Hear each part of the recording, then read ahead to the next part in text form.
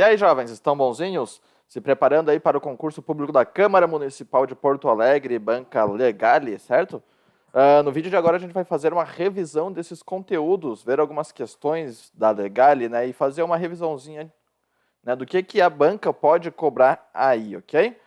O primeiro item do edital, então, diz o seguinte, é bem interessante, que ele traz mais ou menos o que tu tem que estudar, né, conhecimentos de sistemas operacionais, utilizando o Windows 10, e aí vem uma descriçãozinha, né? Realizar operações sobre arquivos e pastas, copiar, mover, excluir, recortar, colar, renomear, identificação e utilização de nomes válidos de arquivos, pastas e subpastas, ok?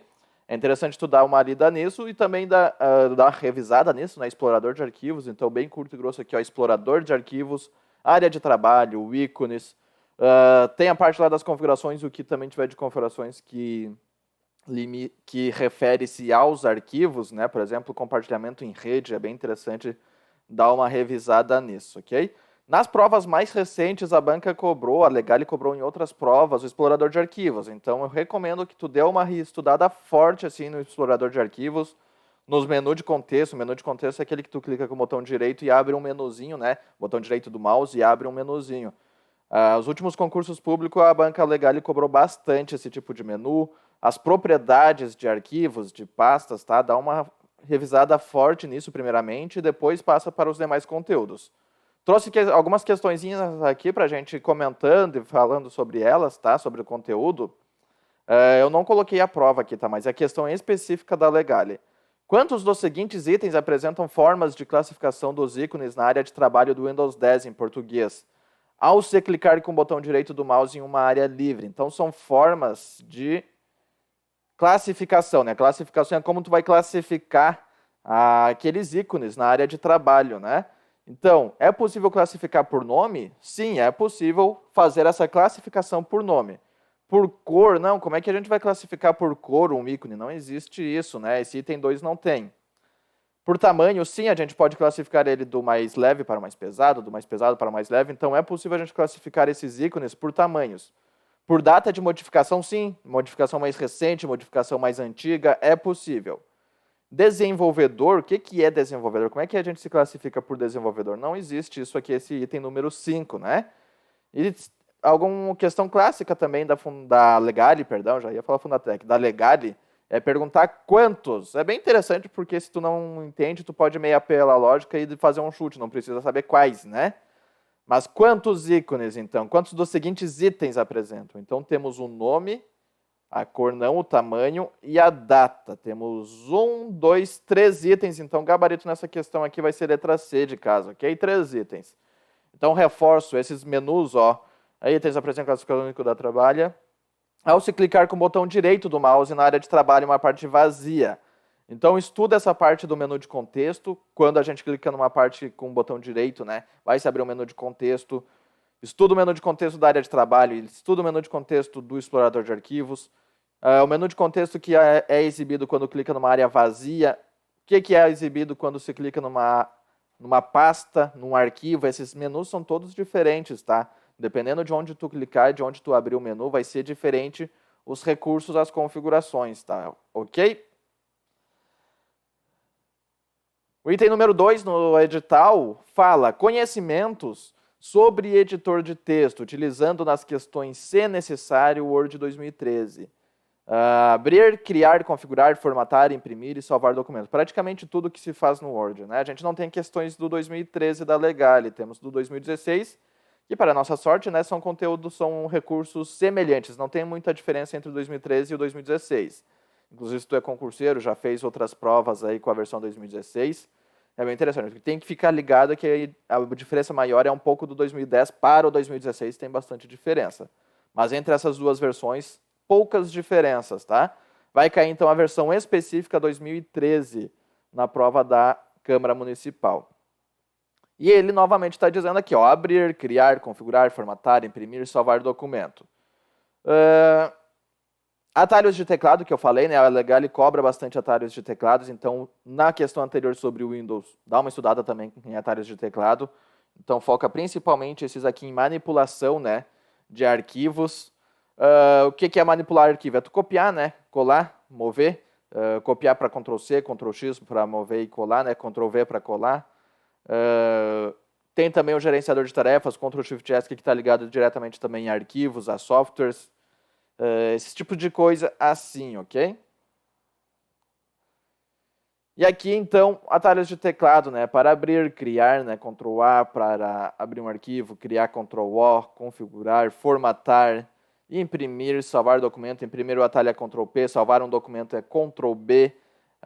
Os atalhos de formatação, Ctrl+N, Ctrl+S, Ctrl+I, negrito, sublinhado, itálico, respectivamente, né? Esses atalhos de formatação. Então, pega esses principais atalhos aqui, ó, relativo a esses itens aqui que a banca está falando no texto do conteúdo, ok? Guias. Quais as guias se estudar principalmente, né? As que mais caem em concurso público da Legale. Página inicial. Vai anotando aí no teu material. Eu não vou escrever aqui, vai anotando aí, ó. Página inicial, guia inserir, layout. Cai um pouquinho da guia design. A guia design tem lá no final aquela parte de plano de fundo, de marca d'água, as bordas da página. A guia design pode cair aquele cantinho da guia design. Referências e revisão, tá? São quase todas, né? Mas foca principalmente página inicial, inserir e layout. Essas três principais guias são as mais recorrentes da Legale, tá? Aí depois tem as outras guias que caem com menos frequência. Então foca com bastante atenção nessas três guias, página inicial, inserir, layout. Depois foca um pouco menos quando tiver um pouquinho mais de tempo na tua revisão, as demais guias, tá? Guia correspondências foca principalmente o conceito de mala direta, de etiquetas, de endereços de e-mail, aquela parte que tem ali, ok? Não foca muito naqueles outros ícones que tem mais na parte direita da tela. Foca até o conceito de mala direta, etiquetas, aquele meinho ali que aparece no Word, ok? Eu vou abrir aqui para vocês para mostrar do que eu estou referenciando a relação a guia correspondências. Deixa eu fechar aqui, passar para a telinha de vocês, ó. Foca principalmente nisso aqui, mala direta, envelopes, etiquetas, selecionar destinatários. Isso aqui nem se preocupa com o resto, ó. Tanto que ele já está até cinza porque ele fica ativo apenas quando a gente está trabalhando com algum recurso aqui da guia correspondências, tá? Então, foca principalmente nesse item, esse conceito de mala direta, ó. Criar o documento envio para várias pessoas, quais são as opções de mala direta que a gente tem, tá? É o principal item da guia correspondências.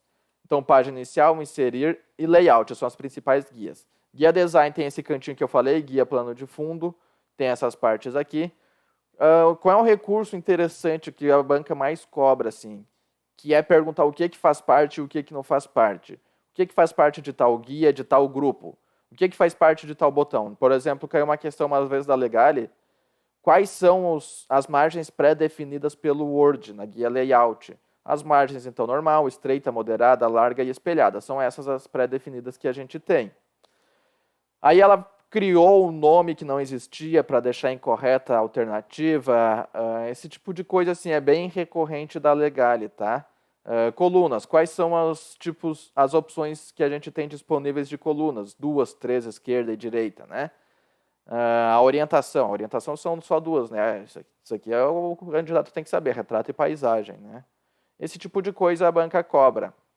Página página inicial, inserir e layout são as mais recorrentes. Depois tu vai para guia design, guia referências, revisão. São as mais recorrentes depois das três primeiras, são essas. Depois guia correspondências, exibir e ajuda quando cai. Se cair esse tipo de questão na tua prova, ó, ergue a mão para cima, porque a tecla de ajuda, o que mais cai aqui em provas de concurso público, é a tecla de função, o F1, ó. Isso aqui é universal, qualquer menu de ajuda de qualquer software, de qualquer sistema vai ser sempre F1, tá? Então, se cair ajuda, com certeza vai ser isso aqui. No Word 2016 em português, né, não é um dos grupos presentes na guia página inicial. Então, temos o grupo fonte, a gente tem o grupo fonte disponível na página inicial. Grupo estilo nós temos disponível, grupo parágrafo temos disponível. E grupo área de transferência temos disponível. Não temos disponível o símbolo que, se não me falha a memória, é um grupo da guia inserir. Ó, inserir é o grupo símbolos aqui, viu? A banca pode fazer isso, né? Pode perguntar de grupos disponíveis ou pode perguntar simplesmente recursos disponíveis, é um menu, é uma opção disponível na página inicial, né? independente de grupo, ok? Ou é um recurso disponível aqui na guia inserir, independente de grupo. Tu tem que focar isso. Então, foca naquelas guias que eu falei, ok? E os atalhos de teclado, né? Mais uma vez, reforço então esses atalhos de teclado para abrir, criar, configurar, formatar. Formatar abrange bastante coisa. Outra coisa sobre formatar, né, que é muito importante. Isso aqui, ó, todo grupo do Word que tem essa flechinha significa que vai abrir uma caixa de diálogo, ó. Clica aqui, grupo fonte, ele vai abrir uma caixa de diálogo do grupo fonte. É muito interessante tu saber isso, porque está ligado diretamente à formatação. Outro para o grupo parágrafo, também é bem recorrente isso em prova, é bem importante saber quais recursos estão aqui dentro, o que essas janelinhas fazem, quais são as opções disponíveis aqui dentro dessas janelinhas. Grupo fonte e grupo parágrafo estão ligados diretamente à formatação, e a Legale gosta disso, ok? Item número 3, conhecimento sobre planilha eletrônica, utilizando então Excel 2013. Definir, identificar e diferenciar célula, planilha e pasta. Vamos abrir aqui Excel, vou passar para vocês Primeiramente, o que é uma pasta de trabalho? Vou abrir novamente aqui, ó. Pasta de trabalho é um arquivo do Excel. Um arquivo do Excel, então, é uma pasta de trabalho. Dentro da pasta de trabalho, a gente vai ter planilhas. Ó, planilha 1, planilha 2. E a Legale pode se apegar nesses conceitos. Pode dizer que a gente vai ter um arquivo de uma planilha e dentro desse arquivo de planilha vamos ter uma pasta de trabalho. Vai estar errado, tá? É o oposto. A gente tem na escala hierárquica, a gente tem primeiramente a pasta de trabalho e dentro da pasta de trabalho teremos então as planilhas, certo? E célula? O que a banca pode fazer de pegadinha para ficar ligado? Pode dizer que as colunas são representadas por números, que é errado, porque as colunas são representadas por letras. Pode dizer que as linhas são representadas por letras, sendo que as linhas são representadas pelos números. A junção das duas, de uma coluna e de uma linha, a gente tem o nome da célula, que fica disponível aqui na caixa de nome. Essa aqui é H7, significa que a célula H7 ela está posicionada na coluna H, linha 7. Esse é o conceito, então, de célula. Formatar e salvar uma planilha e pasta, abrir, fechar, salvar pastas e planilhas. Utilização de fórmulas é o que é mais recorrente nas questões da Legale. Utilização de fórmulas, utilizando as operações aritméticas básicas. Adição, subtração, multiplicação e divisão. E muito importante aqui, ó, nessas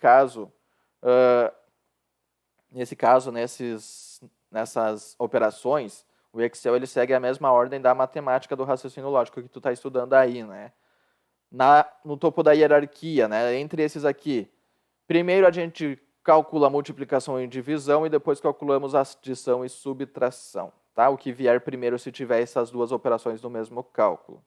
Então, não vai se confundir, calcular primeiro uma soma e depois dividir, fazer a divisão vai dar errado o cálculo.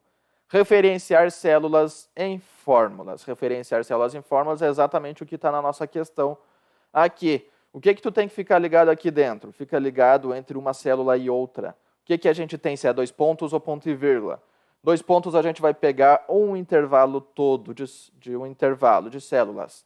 Ponto e vírgula pegaremos separadamente. Se a gente tivesse aqui A2, ponto e vírgula B3, teríamos então uma soma entre A2 e B3. Esses dois, A2 mais B3. Como a gente tem intervalo, então vai realizar-se uma soma entre A2 até B3, tá?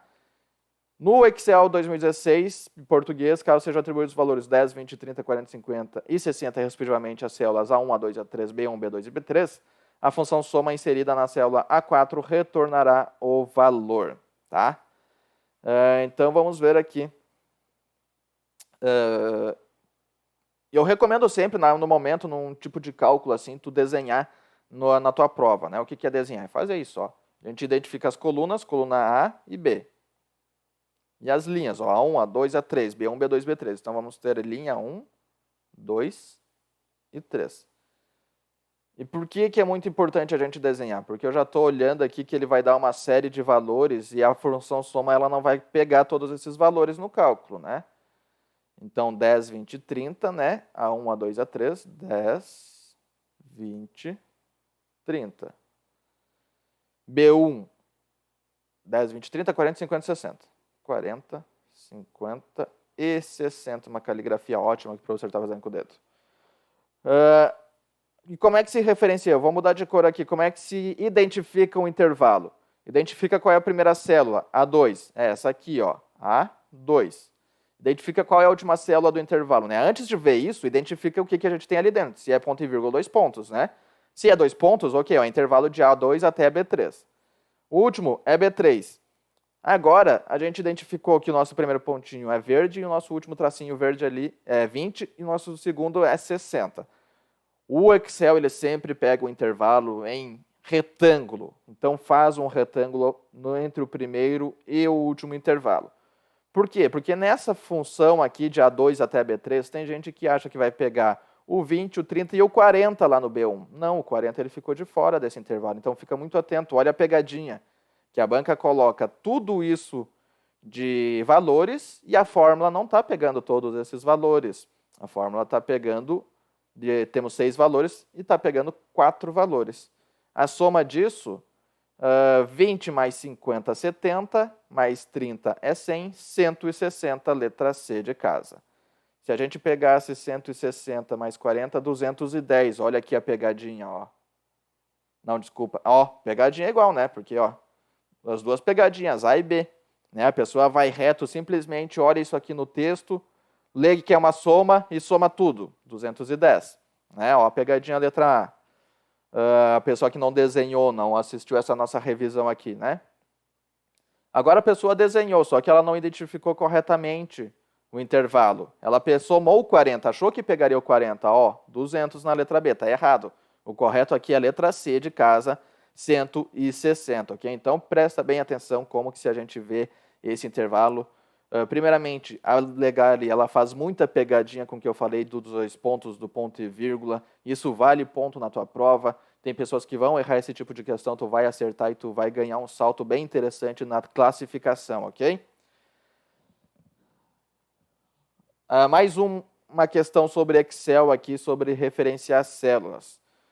No Excel, em português, ao copiar a célula B7, que contém a fórmula C1 mais D2 multiplicado por E1, para a célula C9, obteremos a fórmula. Existe uma coisa que se chama célula referência, a célula relativa. Célula relativa é isso aqui, C1 e ponto. Existe outra coisa que daí se chama absoluta. Absoluta é quando a gente bota esse símbolo de cifrão para que a gente copie e cole um item e ele não se mude, né?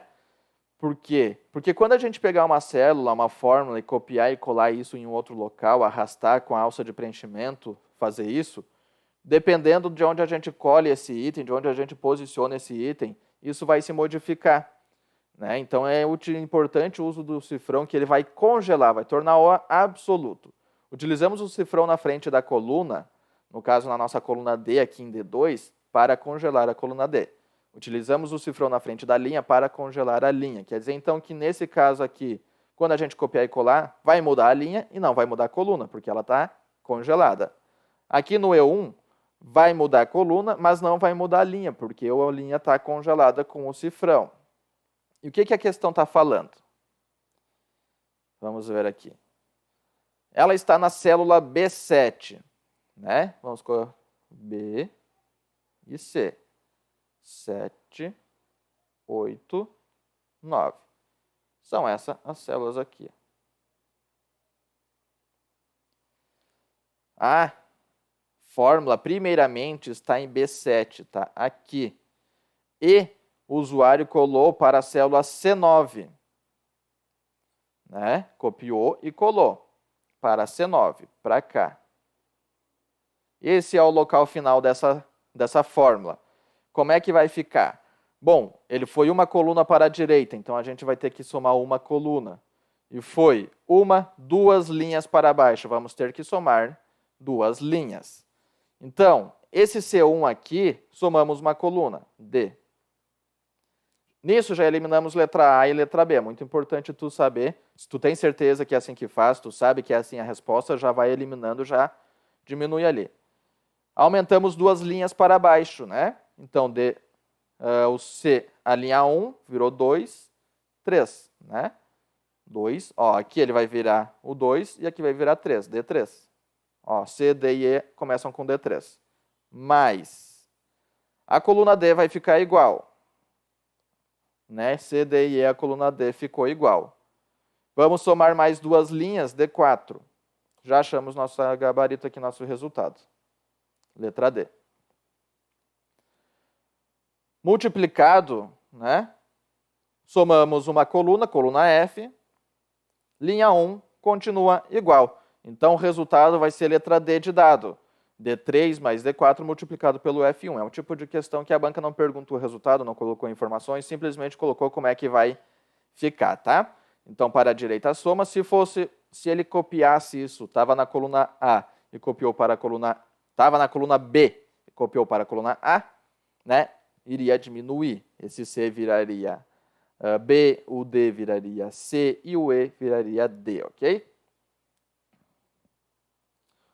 Último assunto aqui da nossa revisão do nosso conteúdo aqui para a Câmara Municipal de Porto Alegre, conhecimento sobre intranet e correio eletrônico. Esse é um conteúdo novo que infelizmente eu não tenho questões para nós, porque não sei se a Arregali cobrou isso algum dia em prova, eu não tenho prova com esse conteúdo. Conhecimento sobre intranet e correio eletrônico. Conceituar, identificar, caracterizar, identificar internet, intranet e correio eletrônico. Tá? O que a gente consegue tirar desse conteúdo aqui primeiramente? Diferenciar intranet e internet. Internet é a rede mundial de computadores, rede pública e tal. Intranet é a mesma rede, só que uma rede interna. Por exemplo, para a intranet da Câmara Municipal de Porto Alegre, é uma rede interna da Câmara Municipal de Porto Alegre. Qualquer pessoa pode acessar a intranet? Não, apenas pessoas podem acessar a intranet. Apenas tu que vai passar no concurso público, vai virar funcionário público da Câmara Municipal, tu vai ganhar um acesso para a intranet da Câmara Municipal, tá? Ela é baseada nos mesmos protocolos, então toda a tecnologia que temos na internet, teremos também na intranet. A banca pode começar por aí, um navegador que funciona na internet não vai funcionar na intranet, está errado, funciona. Tudo que funciona na internet funciona na intranet. Uma intranet não tem acesso à internet? Tem sim, tu consegue sim acessar a internet. Correio eletrônico, enviar, responder, encaminhar mensagens de correio eletrônico. Em relação a essa questão de envio, recebimento, tem uns campos muito interessantes que diversas bancas fazem questões com isso, e eu acho que é bem a carinha da Arregali também fazer a questão. A minha aposta de questão em relação a esse assunto é este aqui, que é os campos para, CC e CCO.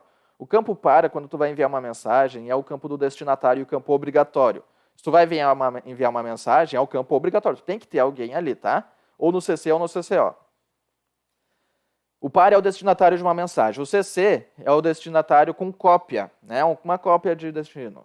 Eu vou enviar um e-mail para Maria, no para, e vou enviar uma cópia para o Pedro. A Maria vai receber essa mensagem, o Pedro também. E o Pedro vai saber que ele recebeu uma cópia, que ele está localizado no campo CCO. Vou colocar o João no CCO. O João é uma cópia oculta. A Maria e o Pedro não sabem que o João recebeu essa mensagem. Mas o João sabe que o Pedro e a Maria também receberam essa mensagem. Ou seja, quem está ali em cima no para e no CC não enxerga quem está lá embaixo no CCO. Quem está lá embaixo no CCO não enxerga quem está em cima no para e no CC. No CCO eu incluí também a Ana. A Ana sabe que a Maria e o Pedro receberam essa mensagem, mas não sabe que o João que está ali do ladinho recebeu. Então, os outros destinatários que estão no CCO, eles não conseguem enxergar um ao outro, tá? A Maria e o Pedro não sabem que o João e a Ana receberam essa mensagem lá no CCO, mas João e Ana sabem que Maria e Pedro receberam essa mensagem, mas João e Ana não sabem que os dois estão ali no campo CCO. O João só sabe que ele está no campo CCO, a Ana só sabe que ela está no campo CCO. Tá? O João e Ana não sabem um do outro ali no mesmo campo. Reparem que eu utilizei isso aqui, o quê? Um ponto e vírgula. É o que a gente usa para separar um e-mail do outro, tá? Um contato do outro são separados, então, com ponto e vírgula. Tem limite? Não. Claro que se tu vai enviar 1000 mensagens, o teu provedor ele vai identificar como spam e não vai te enviar essas mensagens. Mas eu tenho um grupo de 10 pessoas, eu posso enviar para 10 pessoas? Posso enviar para 20, para 30? Sim, eu posso enviar mensagens para 20, 30 pessoas, enfim. Eu não posso enviar para uma grande quantidade enorme, exorbitante, que o provedor vai identificar como spam e não vai enviar essas mensagens, ok? É possível fazer formatação, né? Se eu quiser deixar uma parte do texto do e-mail em negrito, consigo? Sim, eu consigo. Consigo anexar arquivos? Eu quero enviar junto um arquivo de Word, eu consigo? Sim, eu consigo. Conseguimos colocar uma imagem no corpo do texto, ao invés de enviar essa imagem como anexo apenas lá, eu consigo enviar no corpo do texto, veja a imagem abaixo, logo embaixo está a imagem? Conseguimos também, tá? Enviar, responder, encaminhar mensagens. O que é encaminhar? É quando o usuário recebe uma mensagem e ele encaminha para um outro contato, tá? A Maria enviou para uma mensagem para o Pedro e Pedro encaminhou essa mensagem para o João. João recebeu essa mensagem, vai aparecer para ele um símbolozinho que aquela é uma mensagem encaminhada, vai ver que foi a Maria que enviou, mas a Maria não vai saber desse encaminhamento que foi feita para o João, certo? Acho que era isso que a gente tinha para falar, para revisar os principais conteúdos, né? Então, encerramos por aqui essa nossa revisãozinha. Espero que vocês tenham, espero que tenha sido proveitosa para vocês. Espero que seja interessante, que vocês vão bem nessa prova, certo? Conquistem essa tão esperada vaga de concurso público para a Câmara Municipal de Porto Alegre, ok? Não esquece de inscrever no canal se tu curtir, né? De vez em quando possível, tem alguns conteúdos gratuitos aí. Não esquece também do meu Instagram, se tu tem alguma dúvida, tem alguma questão, tem alguma coisinha assim até a Câmara Municipal de Porto Alegre, até o dia da prova, ou qualquer outro concurso, se tu chegou até aqui através do algoritmo da Legale, né? Tu pesquisou Legale e chegou aqui por causa do algoritmo do YouTube, né? Pode me chamar no Instagram, me segue lá no Instagram, prof.josuel, e pode mandar a tua mensagem, que a gente conversa por lá e tiramos a tua dúvida, certo? Boa prova, então, para quem vai fazer aí Câmara Municipal de Porto Alegre, certo? Então, e aguardo vocês. Até mais.